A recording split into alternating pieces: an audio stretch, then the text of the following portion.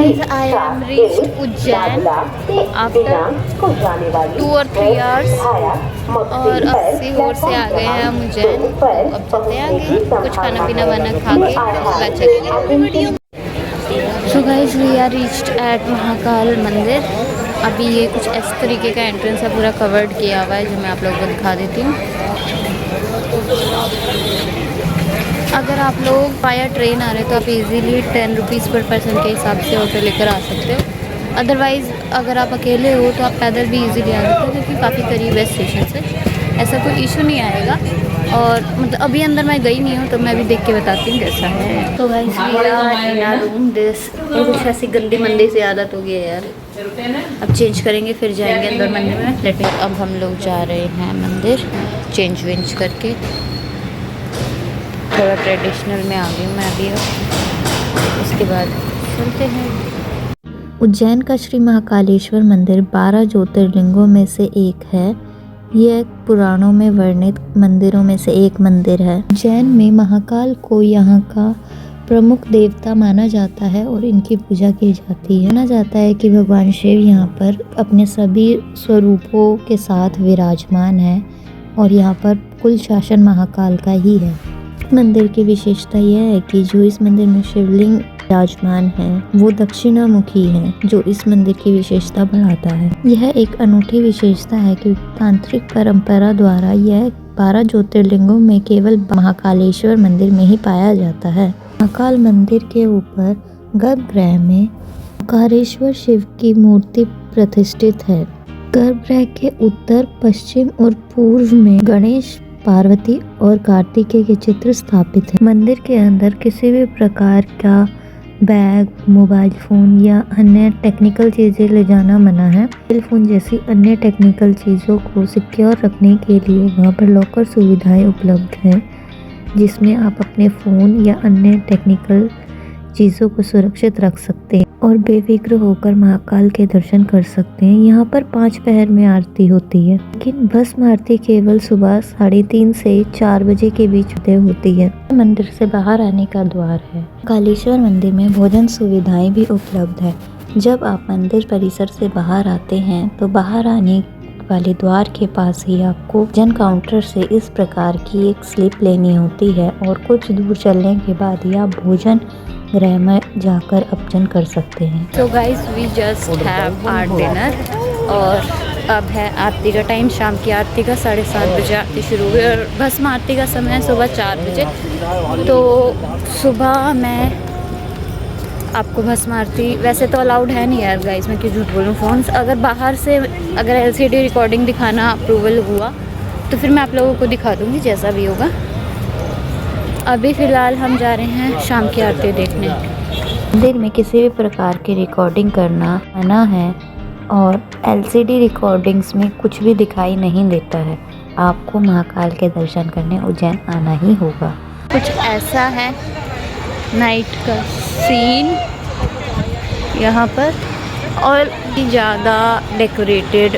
अभी भी मेंटेनेंस में है, अभी बन रहा है और कंस्ट्रक्शन है, अंडर कंस्ट्रक्शन है, और बहुत सारी चीज़ें अभी अंडर कंस्ट्रक्शन है, लेकिन ऑल ओवर काफ़ी अच्छा एरिया है। Let me show you.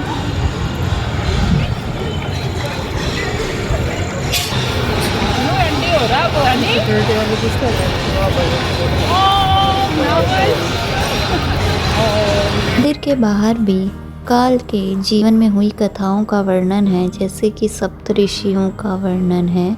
महर्षि अत्रि, महर्षि भारद्वाज, महर्षि विश्वामित्र, महर्षि गौतम, महर्षि वशिष्ठ, महर्षि कश्यप, महर्षि जमदग्नि, महर्षि अत्रि।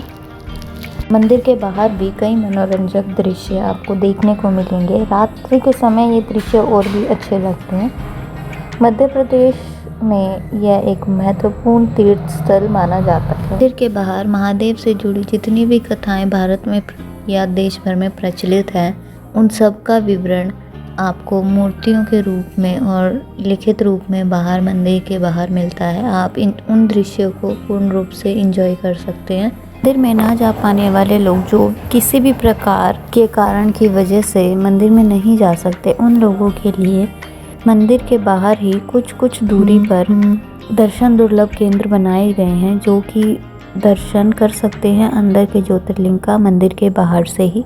इसमें किसी भी समय की आरती आप लाइव देख सकते हो। इसके टिकट डेमो फ्री होता है और कुछ 2 या 300 रुपये में आपको अंदर तक के दर्शन करा दिए जाते हैं।